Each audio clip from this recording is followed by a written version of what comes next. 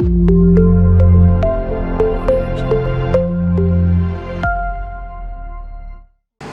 back to the lecture series on pattern recognition.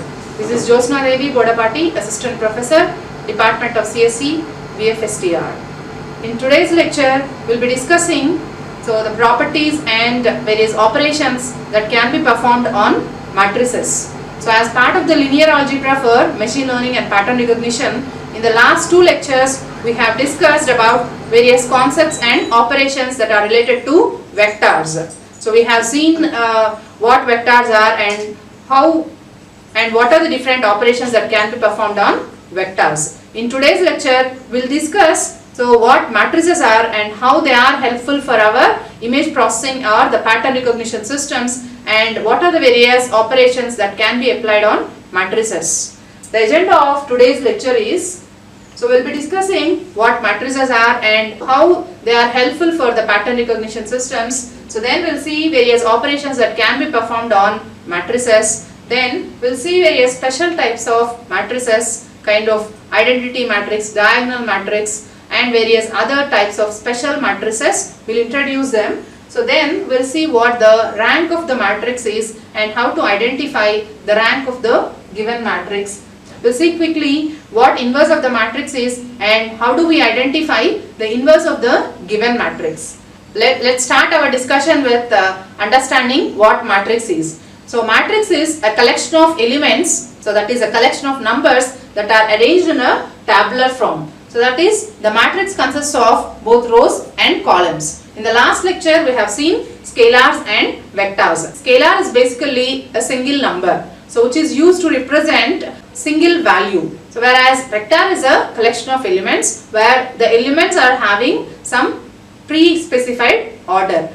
Matrix is a collection of elements which is arranged in the form of a table which consists of both rows and columns. Here you can see this is row 1, row 2 and row 3, and you can observe there are certain columns also. So if you arrange the given set of elements in this tabular format or a grid format, then we call such a representation as a matrix. And an element in the matrix is represented using the index, and the index is of having two different values. Usually we represent that with I and j, where the index I indicates a row. The index always starts from 0 to the number of rows minus 1 and 0 to the number of columns minus 1 is indicated by the second index. So that is how we can access any element of the given matrix. It can be accessed with the index 1, 1.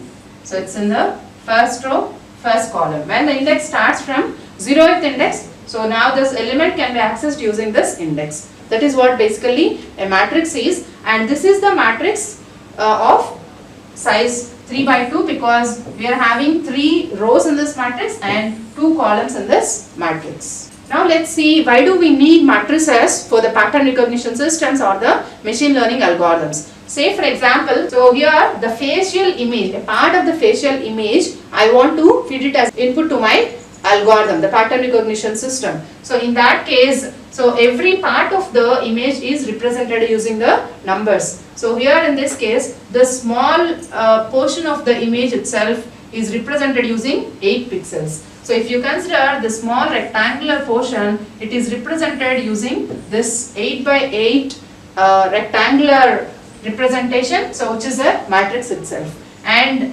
inside this matrix, so we'll represent again, so this is the value at that particular pixel, the pixel representation for the image. So like that we are representing the small portion of the image using the 8 by 8 grid. And if you consider this small portion of the image, again it is represented using 8 by 8 image, 8 by 8 matrix. And again, so if you consider, if you take any portion of the image, it is represented by this 8 by 8 grid. And on the whole, if it is a large image, then you need a larger matrix to represent the pixel values of the image. When you feed images to your pattern recognition systems or any kind of data which is having this kind of rectangular representations, then you need to have the matrix representations. So that is why we need to have understanding of matrices, as the pattern recognition systems take the input in the form of the matrices and they operate on the matrices and they may produce the output in the form of the matrix. Yeah, now let's see what the row space and the column space of the given matrix is. So given this matrix, let's assume it's an n by n matrix. So each row is represented with n number of elements and we have m such number of rows, and the space that is spanned by these rows of the matrix is called as a row space. So row space is the vector space that is spanned by the set of rows of the matrix, and similarly if you consider the column space, and this matrix is having n columns it is having, so n column vectors are there in this matrix and each column here is having m elements, and the space, the vector space that is formed with the help of this column vectors of the matrix is called as a column space.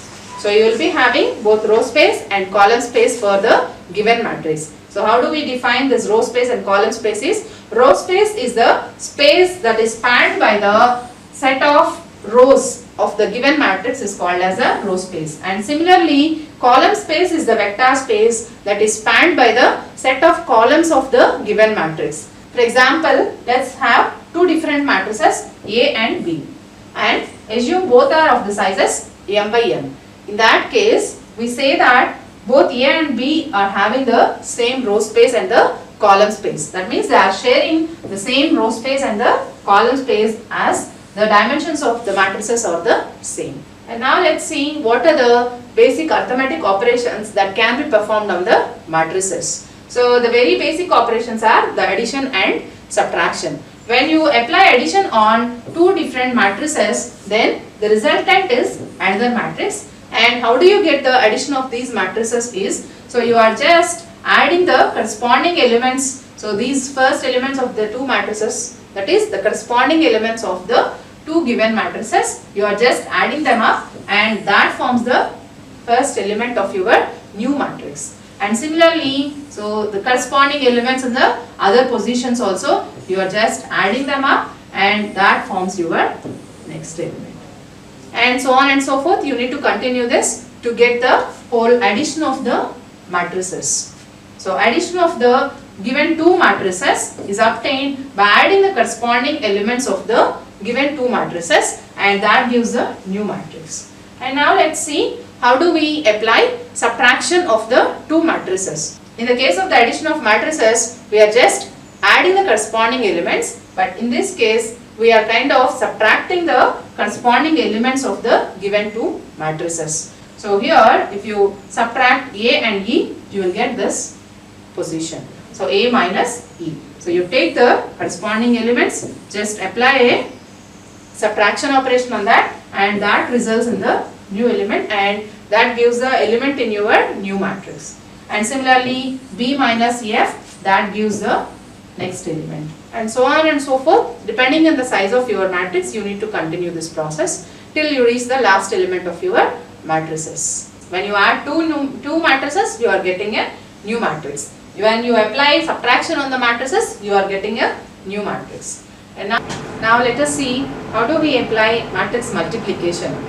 So given the matrix A, which is of size m by n, and given another matrix B, which is of size p by q, it is possible to apply matrix multiplication on the matrix A and the matrix B. The condition to be satisfied is n equal to p. The number of columns in the first matrix is equal to the number of rows in the second matrix. So if this is satisfied, then only we can apply matrix multiplication. Otherwise it is not possible to apply multiplication on the given matrices. So the resultant matrix will be of size m by q. If you observe how the matrix multiplication is applied on these two matrices, so the first row of the first matrix is multiplied with the first column of the second matrix, and then corresponding elements of these row and column are multiplied, and then they have to be summed over. So that is A11 plus B11. You can observe it here. A12 is multiplied with 21, and then we are summing them up. Then A13 is multiplied with A31. So this gives the first value of your resultant matrix. And similarly, you have to proceed to the So next column. So the first row is multiplied with the second column of the second matrix. So now it is A11 is multiplied with B12, then A12 into B22, A13 into B32, and all the multiplications are to be summed over. So then we'll get the value of this position. And similarly, you should proceed to the second row of the first matrix. So the second row is now multiplied with the first column of the second matrix. Now that gives this value, and similarly the second row of the first matrix is multiplied with the second column of the second matrix, and that gives this result. And we are done with all the rows and all the columns of these two matrices, and we got the result. So that is how we get the matrix multiplication. Matrix multiplication is not commutative. So that means AB, so if you multiply two matrices A and B, AB is not equal to BA. So matrix multiplication is not commutative. And now let's see this animation to just get an understanding of how the multiplication is done. So I have taken 3 by 3 matrix here another 3 by 3 matrix, and of course the result will also be 3 by 3. Then, so if you observe, the first row is multiplied with this column, then we get the first element. Then similarly, the first row is multiplied with this, then we get this element. And similarly, the first row is multiplied with the third column, then we get this element. So on and so forth. If we repeat this process, then we get all the elements of the resultant matrix. So that is how the matrix multiplication is done. Now let's see some of the properties of the matrix multiplication. As we already discussed, it's not commutative. So the ordering of multiplication matters. So A into B is not equal to B into A. But the associativity property holds with multiplication. So A into BC is equal to AB into C. Now if you observe, the distribution law also holds on matrix multiplication. That is A into B plus C equal to AB plus AC. And otherwise A plus B into C is equal to AC plus BC. Now consider matrix transpose. First let's try to understand, so why should we do the matrix transpose? You must have tried to rotate your photographs. So this is a given photograph, and after rotating this is what I am getting. And how do you get that rotation operation is only because of the transpose operation. It's like this. And now let's see how do we apply the matrix transpose operation. If the given matrix is of size m by n, your resultant transpose matrix is of size n by m. So matrix transpose is represented with a T as a superscript for your matrix. If the original matrix is of size m by n, then the transpose matrix is of size n by m. So the reason is very simple. So how we get the transpose of the given matrix is, so if you consider the first row of the given matrix, then that becomes the first column of your resultant matrix. And similarly, take the second row and you just make it as a column, second column of your resultant matrix, and so on and so forth. So you just proceed. So rows becomes columns and columns becomes rows in the transpose. So such an operation is called as matrix transpose. And the properties of matrix transpose are A transpose whole transpose gives the original matrix itself. And if you observe, so when you apply transpose on addition of the two matrices, and the same can be obtained by applying transpose on the individual matrices and then applying the addition operation on those transposed matrices. Matrix multiplication with a scalar, and then if you apply the transpose on that, so that is equal to taking the transpose of the original matrix and then multiplying that with a scalar. So both results in the same matrices. So AB whole transpose is equal to B transpose into A transpose.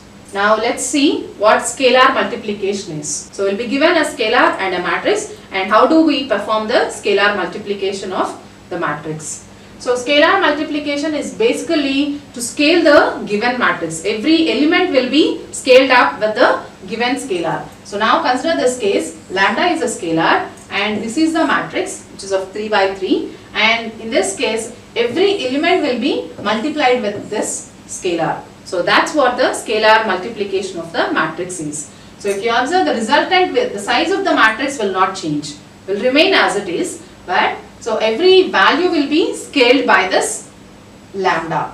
So that is how you can apply scalar multiplication. Now let's have an example. So I have an image. So on this image I'll be applying a scaling operation. So now you can observe, so the brightness of the image is improved. In this case what I did is I have taken the scalar value of 0.5 and this image is multiplied with this scalar. That is how scalar multiplication helps us for image processing operations. Now we'll discuss what are the different special types of matrices that are available. So we have identity matrix, diagonal matrix, triangular matrix, scalar matrix, then we have symmetric matrix. So then we have the positive definite and positive semi-definite matrices. So these are various types of special matrices and we'll discuss each of them in detail now. Now let's see what the identity matrix is, which is a special type of matrix. So before understanding what identity matrix is, let's see what its purpose is. So in case of the number system, so we have multiplicative identity as 1. That is, when you multiply any number x with 1, then the result will be x itself. And in case of the matrices also, is there any matrix which is when multiplied with any given matrix A? So is there any matrix which gives me the same original matrix itself? So identity matrix is a matrix. So when you multiply any given matrix with this identity matrix, the result will be the original matrix itself. So you can consider it as unit matrix. On the diagonal we have the ones and off the diagonal all the elements are zeros. So such a matrix is called as the unit matrix or the identity matrix. And this is an example for the n by n unit matrix. And mathematically you can represent it like this. When I equal to j, then this position indicates it's a diagonal element, right? So when it is a diagonal element, then so it should be equal to 1. In all the other cases, it should be 0. So that is how you can mathematically represent the identity matrix. Yeah, as I already explained, so when you apply A into I, so if A is n by n matrix, then unit matrix is also of size n by n. Then when you multiply A into I or I into A, then the resultant matrix will be A. So for your understanding, you can observe I am multiplying the given matrix. So this is a given matrix A and I am multiplying that with this unit matrix, and if you observe, the result will not be changed. So this is 1, 2, 3, 4, 5 and the original matrix value is only updating because I am multiplying this matrix with the unit matrix. And now let's see what the diagonal matrix is. Diagonal matrix is the one which is having on the diagonal you should have non-zero elements, and of course there can be some zero elements also, but most of the elements are non-zeros, and off the diagonal so you should have zeros. Such a matrix is called as diagonal matrix. And if this is an example for the 3 by 3 diagonal elements, and here this is an example for the 4 by 4 diagonal matrix. So if you observe on the main diagonal, so the elements are non-zero and all the other elements of the diagonal should be 0. So such a matrix is called as diagonal matrix, and diagonal matrix is having some special properties. That is why we are interested in this diagonal matrix, and we'll discuss what are the special properties of the diagonal matrix, and it will be very useful while computing the eigenvectors and eigenvalues. That is the reason why we are interested in the diagonal matrix. And mathematically you can represent it like this. So the position value Aij must be 0. So for all the off diagonal elements, that means when the index I and j are not equal to 0. And when I and j are equal, that means that indicates that it is a diagonal position. So in the diagonal position, so it should be a non-zero. So such a matrix is called as diagonal matrix. So now this is an example for the triangular matrix, where on the diagonal and the lower diagonal elements are non-zero here, and upper diagonal elements are zeros in this case. And if you observe this case, here the diagonal and the upper elements of the upper diagonal elements are non-zeros and the lower diagonal are zeros. So either ways you can call it as triangular matrix only, but depending on either the upper diagonal are 0 or the lower diagonal are 0, we call it as upper triangular or the lower triangular matrix. So this is called as lower triangular matrix because you have elements on the lower triangular. So including the main diagonal and so below that diagonal, so that is the elements are present, non-zero elements are present in the lower triangular side. That's why we call it as lower triangular matrix. And now this matrix is called as upper triangular matrix. The reason is the diagonal and above the diagonal the elements are non-zeros and the rest of the elements are zeros. So that is how you can define the triangular matrix, where either the upper triangular or the lower triangular elements are non-zeros and the rest of the elements are zeros. So we have two variations of the triangular matrices, the upper triangular and the lower triangular matrices.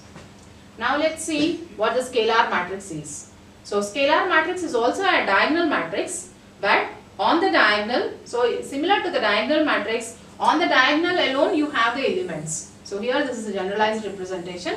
On the diagonal alone we have the elements and off the diagonal you have the zeros. That is how it's a diagonal matrix. But how it is different from the diagonal matrix is, on the diagonal you can have any different values in case of diagonal matrix. But in case of the scalar matrix, all the diagonal elements must be of the same. So that is how it is different from the diagonal matrix. If you observe, so all the elements on the diagonal are 1 here. This is an example. That is how you can represent it as, you can call it as a scalar matrix. The reason why we are calling it as scalar matrix is, instead of representing the whole matrix, you can represent the entire matrix with one single element. That is, I can represent this as 1 itself.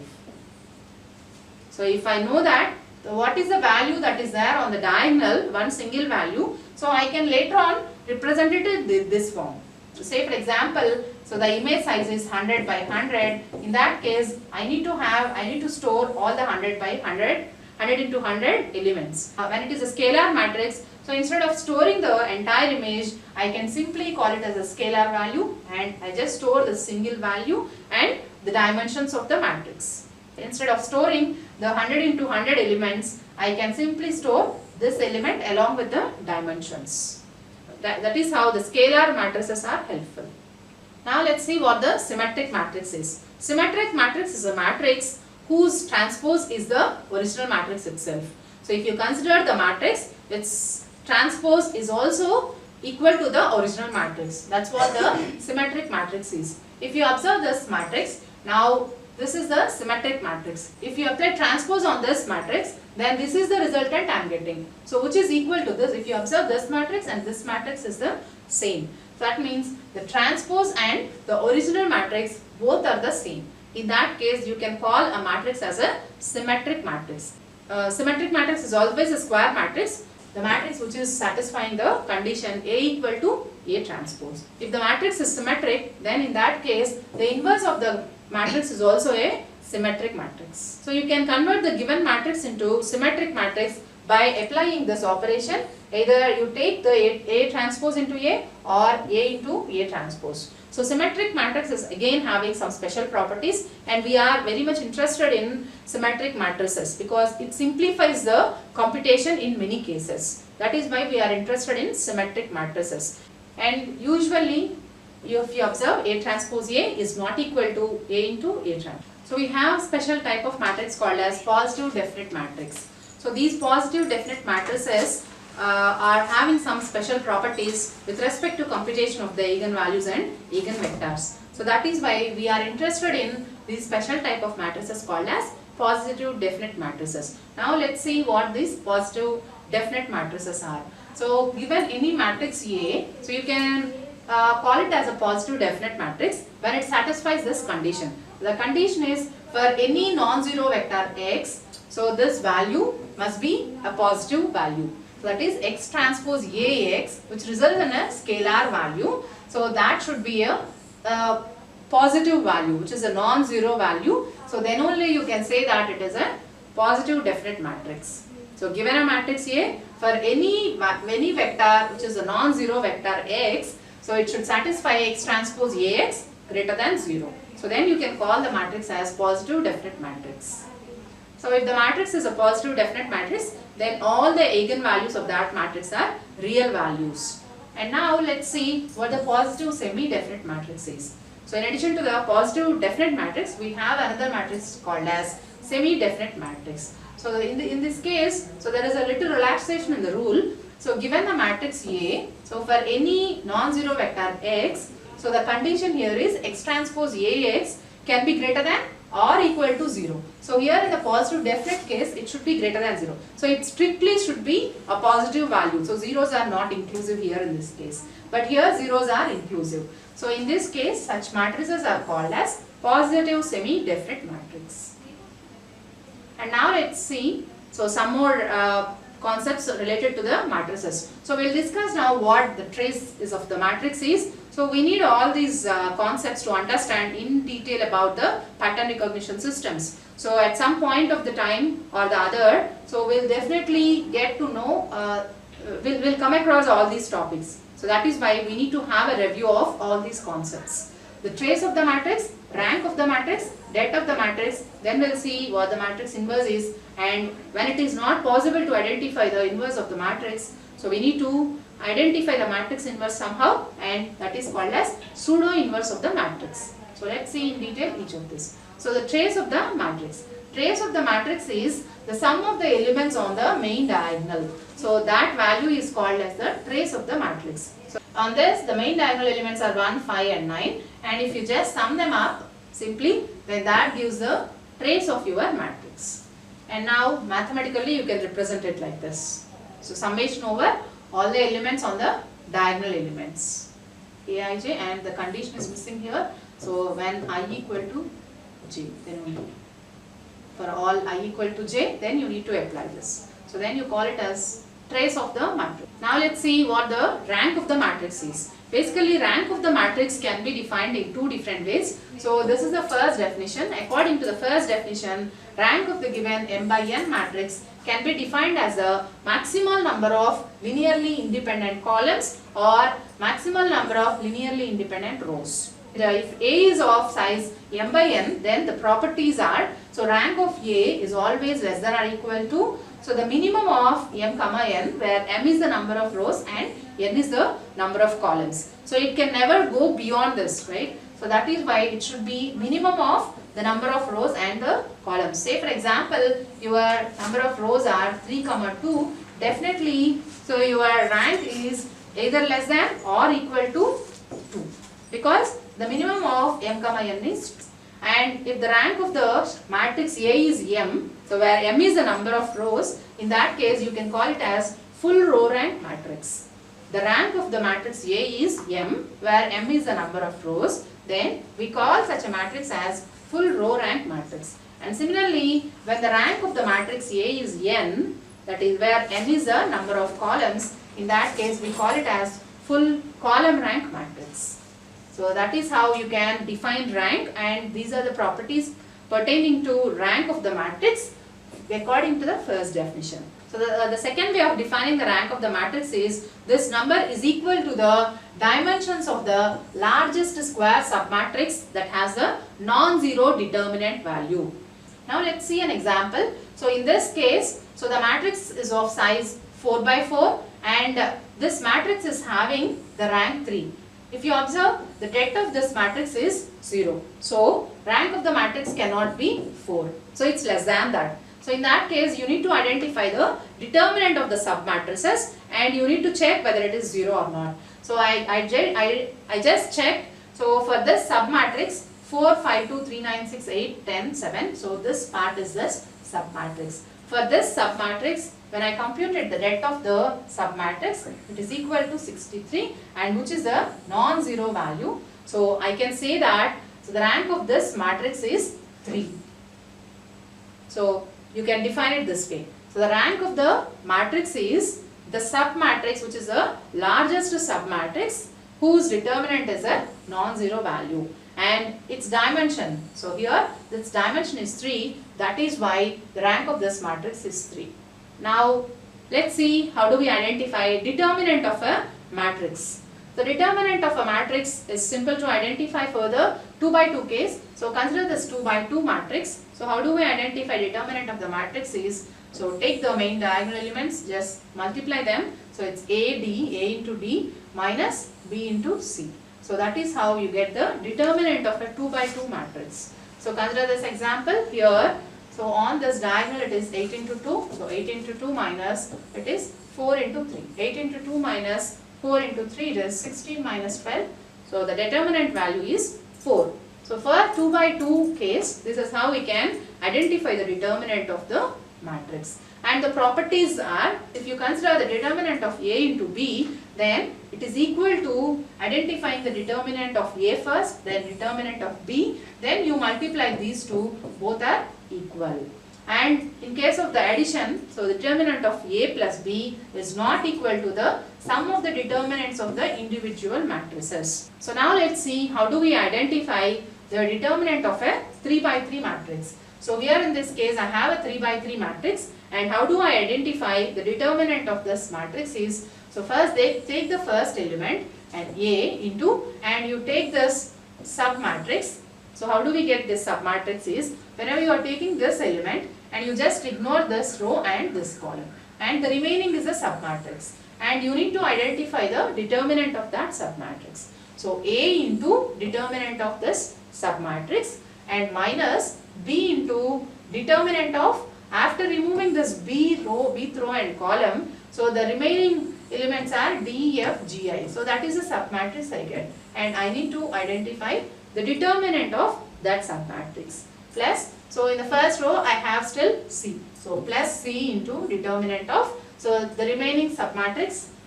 So after removing the cth row and column, so the submatrix is D, E, G, H. So for that submatrix you need to identify the determinant. So by summing up all these values, so we will get the determinant of the 3 by 3 matrix. Now let's consider an example. So consider this 3 by 3 matrix. I am going to identify the determinant of this matrix. So this is 2 into, so this submatrix determinant. Then minus 3 into, so you should have minus of this element. So minus of this, minus 3, and after removing this, so the submatrix is 2 minus 1, 1, 5. So find the determinant of that matrix, and then plus 1 into, so you are basically taking the first row. So you can take any other row also, but usually that is how we follow. So 1 into, so this is a 1, and determinant of, so if you remove this row and this column, and this is a submatrix, and take the det of the submatrix, and you very well know how to identify the determinant of the 2 by 2 matrix. So here in this case 2 into, determinant of this is what, 5 into 0, so that is 0, minus 4 into minus 1, that is minus 4. So this value is 0 plus 4, so this is 4. So 2 into 4 is the first element. And similarly you can identify, you can continue the process and identify the determinant, and it turns out to be 49 is the determinant for this matrix. The given matrix is this, and 49 is the determinant for this matrix.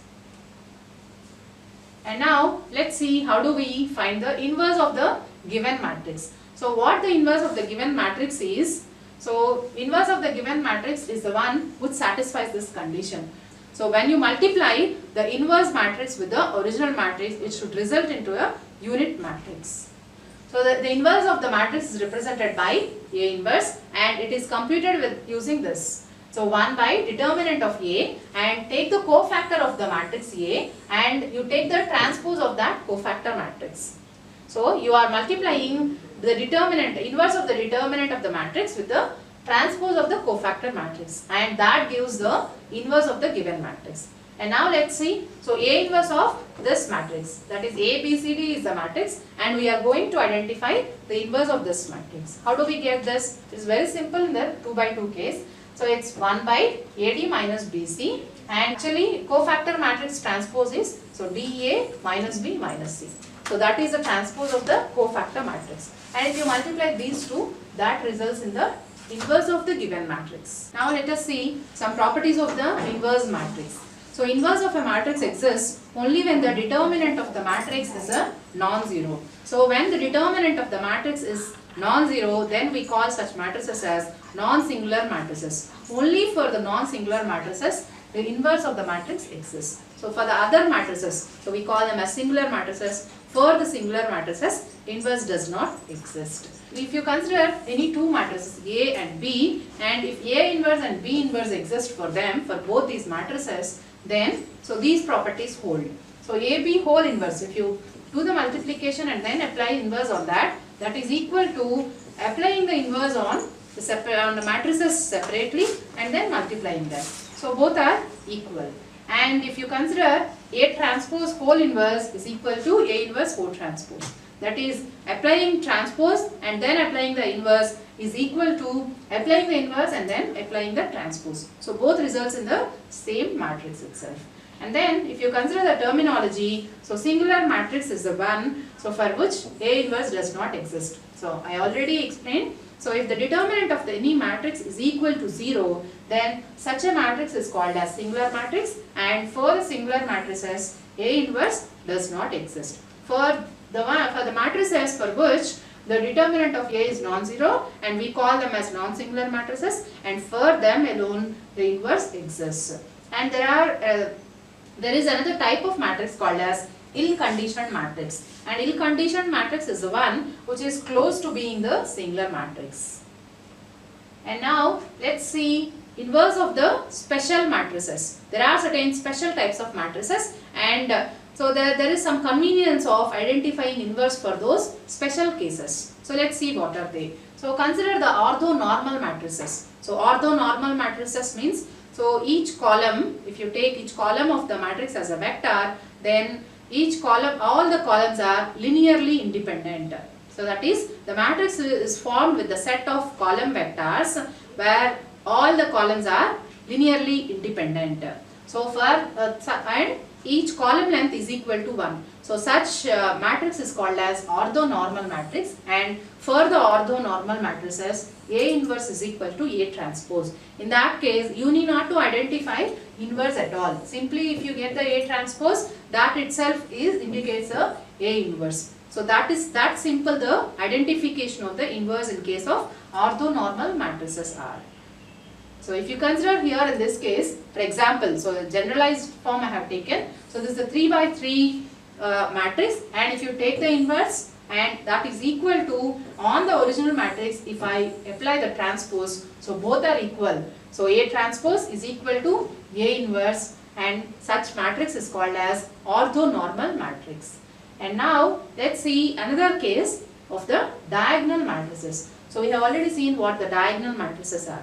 So diagonal matrices are the ones only the diagonal elements are non-zeros and the rest are zeros. So for such matrix also, inverse is very simple to calculate. In that case also, inverse of the matrix is equal to the diagonal of, you just take the diagonal element and take the inverse of that element. So each diagonal element is a scalar element. So you just take the inverse of that element, and that gives the inverse of the original matrix. Now let's see an example.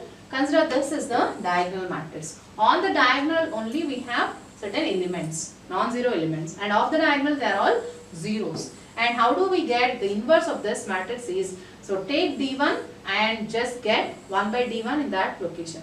So the corresponding location you change to the reciprocal of that value. So D1 place, you just change that to 1 by D1. Similarly, D2 becomes 1 by D2 in case of D inverse. So that is how it is very simple to compute the inverse in these special cases. So the first one is orthonormal matrix. In that case, so your transpose itself is equal to the inverse. So the computation is simple. In case of the diagonal matrices, so on the diagonal only you have the elements, and you just take the inverse of the diagonal elements, and that gives the inverse of the given diagonal matrix. And now let's see what pseudo inverse of the matrix is. So inverse of the matrix exists only when the matrix is a non-singular matrix. Otherwise, inverse of the matrix is not possible. So in non-singular matrix means the matrix whose det is non-zero. So if the det is 0, it is not possible to identify the inverse of the matrix. But for the non-singular matrices, A inverse exists. And there is another case, and inverse is possible only for the square matrices. For the non-square matrices, it is not possible to find the inverse of the matrix. In these two special cases, if if the given matrix is a singular matrix or if it is not square matrix, then there is no possibility of identifying the inverse of the given matrix. Then we have a special option called as pseudo inverse in those two cases. So this is represented using this symbol, A with the superscript with a plus symbol. So that is called as a pseudo inverse, and how it is defined is you just need to identify A transpose A.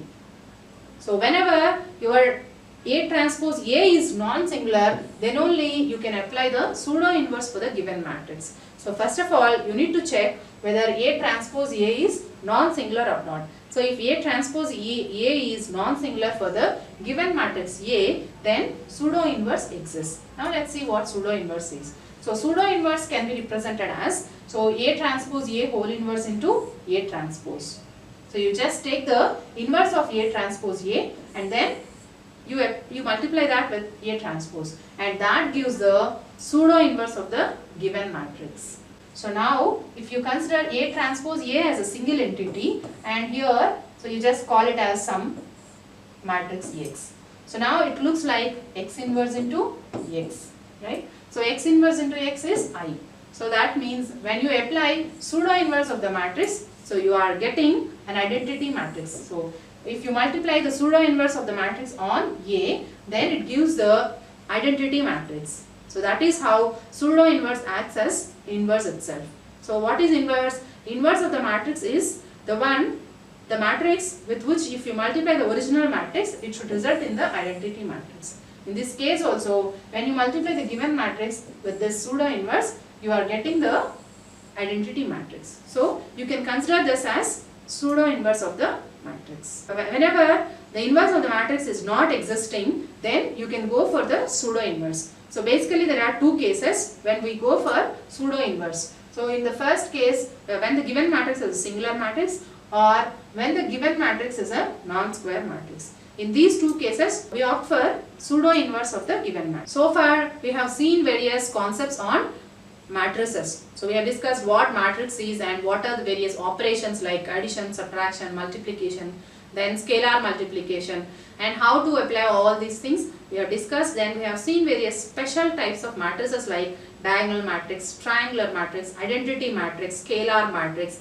So these are the various different types of matrices we have seen. In addition, we have also seen transpose, then how to scale the given matrix. So all these operations we have seen. Then in addition, so we discussed what inverse of the given matrix is, and if inverse does not exist, so what is the alternate, that is pseudo inverse, how to identify the pseudo inverse of the matrix. So that is what we discussed in today's lecture.